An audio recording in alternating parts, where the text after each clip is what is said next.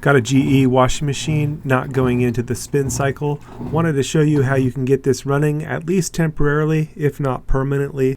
Here's a couple ideas. One if you had a broken lever, and another if you couldn't find where this little spring goes or figure out how it goes in.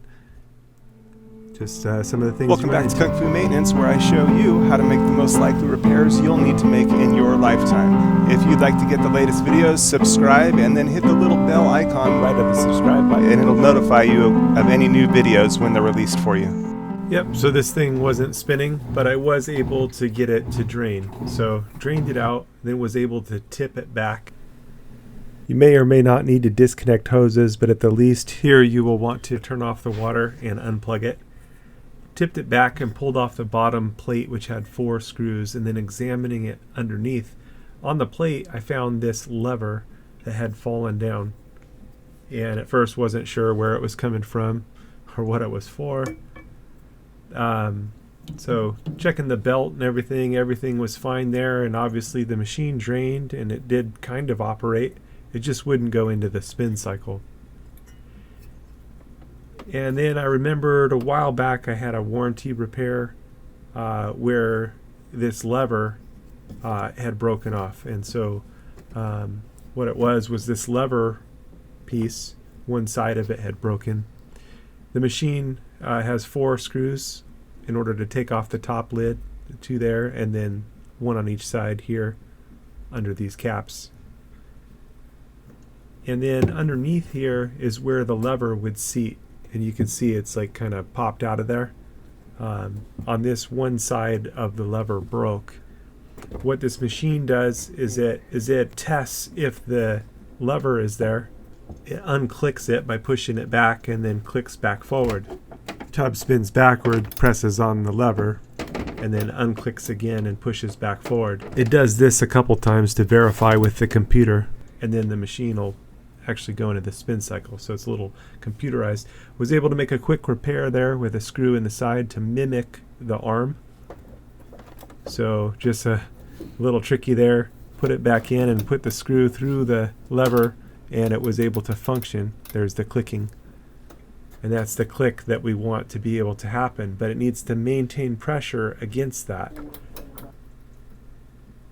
See there, I got this thing working. That's the spring that should go in there.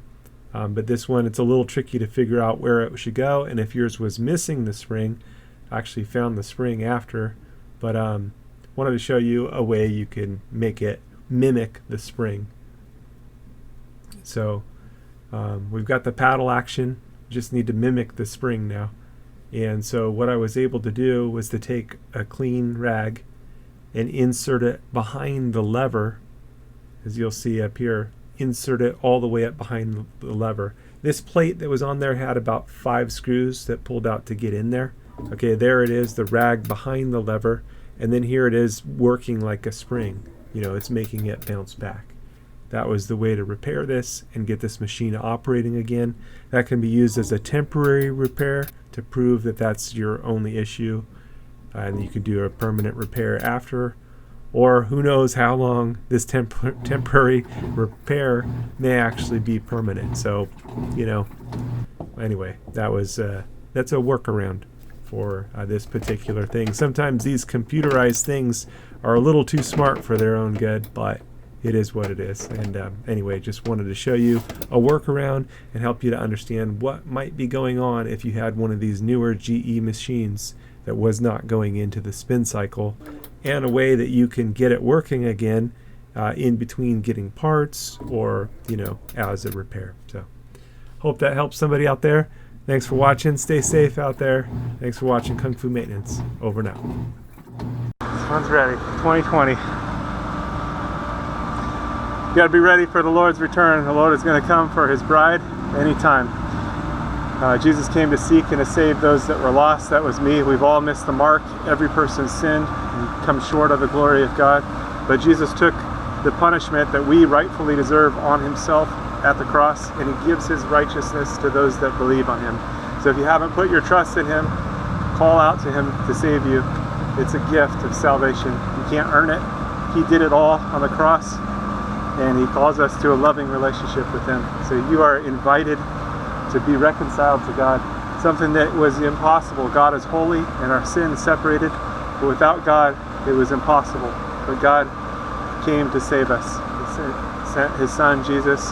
Again, he took all of our sin on the cross and gave himself so that we could be justified in him.